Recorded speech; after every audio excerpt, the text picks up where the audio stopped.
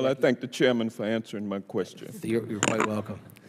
I recognize Mr. Davis for 5 minutes. Thank you, Mr. Chairman and Madam Secretary. I appreciate you being here to talk about investing in our nation's infrastructure, and I also appreciate the cooperation and the responses that you've given to some of my colleagues' previous questions, and I disagree with some of the assertions that may have been made earlier. I actually appreciated the White House's infrastructure proposal, and kind of piggybacking on to my colleague Mr. Johnson's comments on rural America, I like the fact that some of those funds in the proposed plan were dedicated to rural America. For years, we've seen rural roads and bridges lag behind due to funding constraints and the lack of access to funds. For example, prior to MAP 21, all bridges were eligible for funding under what was then the Highway Bridge Program. However, this program was eliminated in MAP 21, with the majority of its funding going into the National Highway Performance Program, for which off-system bridges are not eligible. This means that today, 77% of all bridges in the U.S. are only eligible for funding under the Surface Transportation Block Grant Program.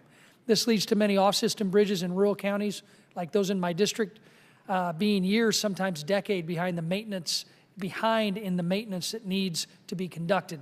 So again, thanks for ensuring rural infrastructure was prioritized in this proposal. And I would also suggest that some of these dollars be allocated directly to local jurisdictions who can best identify their own infrastructure priorities. Under the administration's proposal, the 80% of the funding set aside for rural formula dollars would go directly to governors.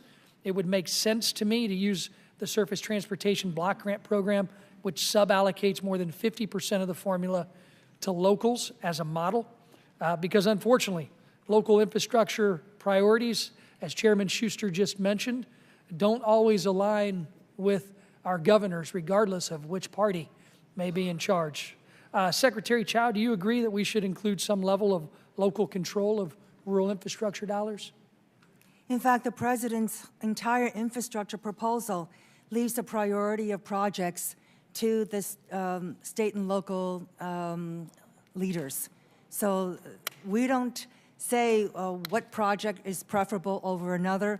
We don't say which financing or funding mechanism is preferable. We're basically saying it's really up to the local and state leaders. And I understand that, but as Chairman Schuster mentioned, as I mentioned, sometimes our governor's priorities, our state officials' priorities may be overtaken in the non-rural areas. So thank you for your dedication to rural America.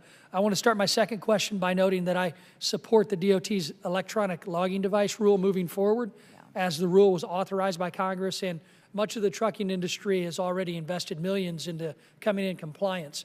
I do, however, also believe that there are legitimate concerns for certain industries who are working to come into compliance, and this includes the livestock hauling industry.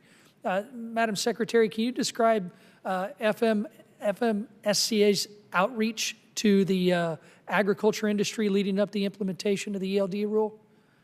This is a very important rule, especially with reference to livestock, and I've heard from multiple numbers of rural lawmakers on this issue.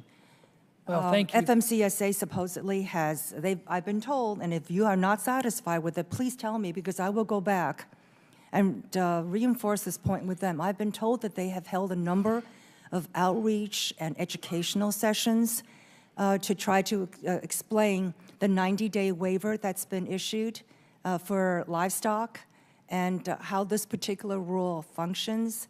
But again, if you're not satisfied with that, please let me know, and I will. We will have our local groups get back with us, and we'll reach out to DOT.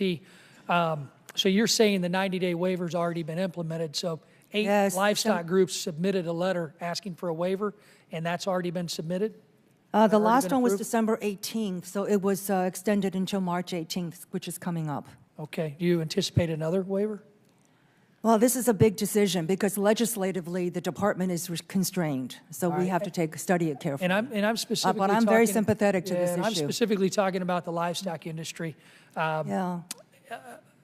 It's also my understanding. This is the waiver. What's that? This is the waiver. Right. The waiver was only for livestock.